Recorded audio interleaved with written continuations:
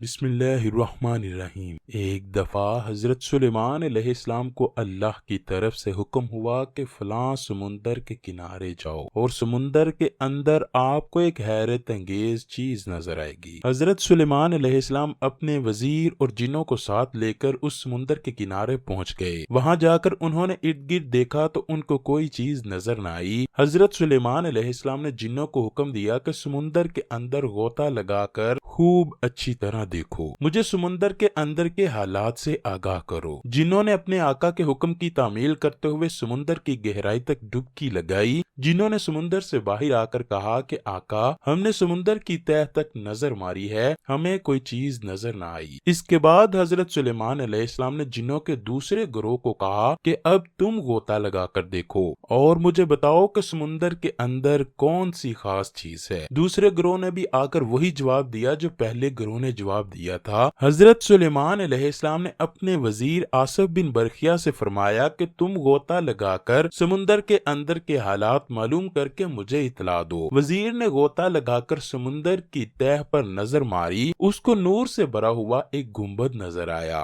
وزیر نے وہ قبا سمندر سے باہر نکال کر حضرت سلیمان علیہ السلام کو پیش کیا۔ وہ نورانی قبا 4 دروازوں پر مشتمل تھا۔ اس کے چاروں دروازے اس طرح سے بنے ہوئے تھے کہ ایک یاقوت کا، دوسرا موتیوں کا، تیسرا ہیرے کا اور چوتھا سبز زمرد کا بنا ہوا تھا۔ یہ گنبد سمندر کی انتہائی گہرائی میں ہونے کے باوجود بھی خشک تھا۔ حضرت سلیمان علیہ السلام نے دیکھا کہ ایک خوبصورت جوان اس نورانی کمرے کے اندر نماز ادا کر رہا ہے۔ آپ علیہ السلام نے کمرے میں داخل ہو کر اس کو فرمایا کہ اے اللہ کے بندے، آپ کو کس نے اس کوبے میں داخل فرمایا ہے؟ اس بندے نے حضرت سلیمان علیہ السلام کو جواب دیا کہ اے اللہ کے پیغمبر، میرا باپ اپاہج تھا، میری ماں آنکھوں سے اندھی تھی، میں نے اپنے والدین کی 70 سال خدمت کی۔ جب میری ماں کا وصال ہونے لگا تو میری ماں نے اللہ سے دعا کی، اے اللہ میرے بیٹے کو نیک اور پرہیزگار بنا دے تاکہ وہ اپنی ساری زندگی تیری اطاعت میں گزار دے۔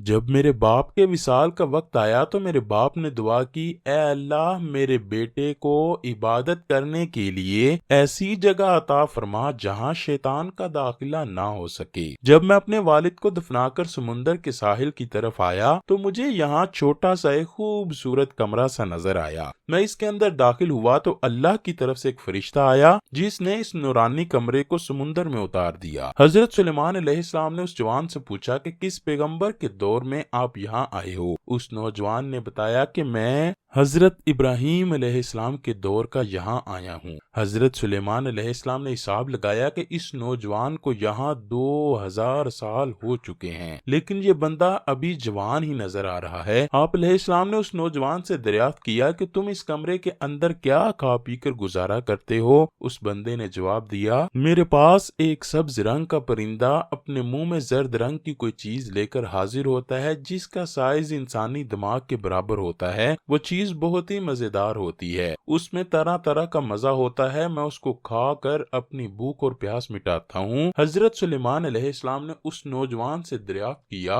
کیا تم ہمارے ساتھ جانا چاہتے ہو یا سمندر میں ہی رہنا چاہتے ہو؟ اس نوجوان نے جواب دیتے ہوئے کہا، اے اللہ کے پیغمبر، مجھے سمندر کے اندر ہی رہنا ہے۔ اس جوان کی بات سن کر حضرت سلیمان علیہ السلام نے اپنے وزیر کو حکم دیا کہ اس کمرے کو وہیں پر چھوڑاؤ جہاں سے تم نے اس کو اٹھایا تھا۔ حضرت سلیمان علیہ السلام کے حکم سے اس بندے کو وہاں پر ہی پہنچا دیا گیا۔ حضرت سلیمان نے لوگوں سے مخاطب ہو کر فرمایا، لوگوں دیکھو والدین کی دعا کا کتنا اثر ہوتا ہے، ہم سب کو اللہ تعالیٰ اپنے والدین کا فرما بردار بنا دے۔ حضرت علی رضی اللہ تعالیٰ عنہ سے مروی ہے کہ نبی کریم صلی اللہ علیہ وآلہ وسلم نے فرمایا، 7 ایسے لوگ ہیں کہ جب تم ان کو دفناؤ گے تو ان کے رخ قبلے کی طرف سے موڑ دیے جائیں گے۔ آپ صلی اللہ علیہ وآلہ وسلم نے فرمایا، جا کر قبر کو کھود کر دیکھ سکتے ہو، اگر ایسا نہ ہوا تو آپ کہہ دینا کہ میں غلط کہہ رہا ہوں۔ لوگوں نے دریافت کیا، یا رسول اللہ، وہ کون لوگ ہوں گے جن کا منہ قبلہ سے پھیر دیا جائے گا؟ نبی کریم صلی اللہ علیہ وآلہ وسلم نے فرمایا، نمبر 1، شراب کا کاروبار کرنے والا، شرابی کا رخ قبلہ سے موڑ دیا جائے گا۔ ایک روایت میں ہے کہ شراب کا کاروبار کرنے والے کا گناہ بتوں کی پوجا کرنے والوں के गुनाहों के बराबर होता है। शराबी की जब मौत होती है तो उसकी जुबान पर कभी कलमा जारी नहीं होता, शराबी पर अल्लाह की लानत होती है। नंबर 2,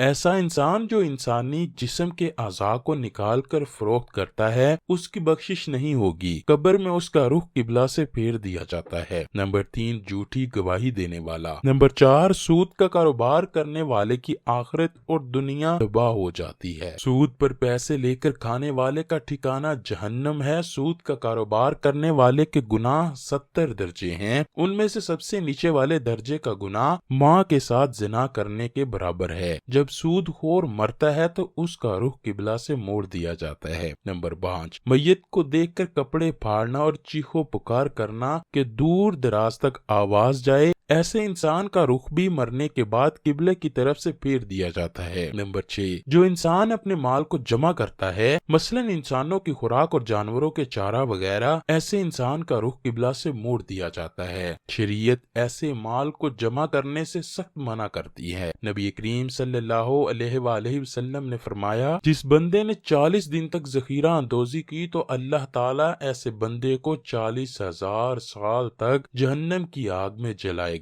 ऐसे लोगों का रुख भी किबला से फेर दिया जाता है। नंबर 7, ऐसा शख्स जिससे उसके वालिदैन डरने लग जाएं, उसका चेहरा भी मरने के बाद कब्र में किबला से फेर दिया जाता है।